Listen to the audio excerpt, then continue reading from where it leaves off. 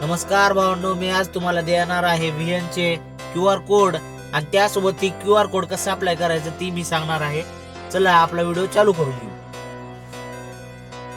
पहिलं आपल्याला यायचं आहे VN ॲपवर. VN ॲपवर आले आपल्याला टॉपला QR कोड म्हणून ऑप्शन येतं.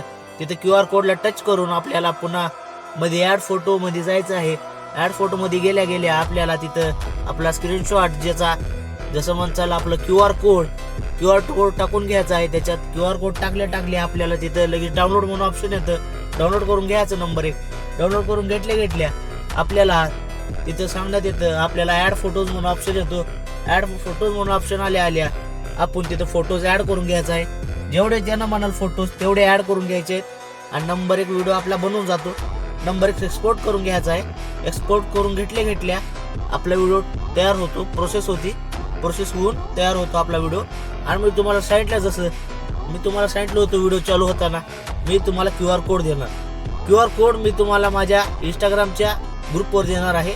नो टेन्शन यायचं भाऊ, फॉलो करून जायचं आणि QR कोड घेऊन जायचं. No tension. ओके.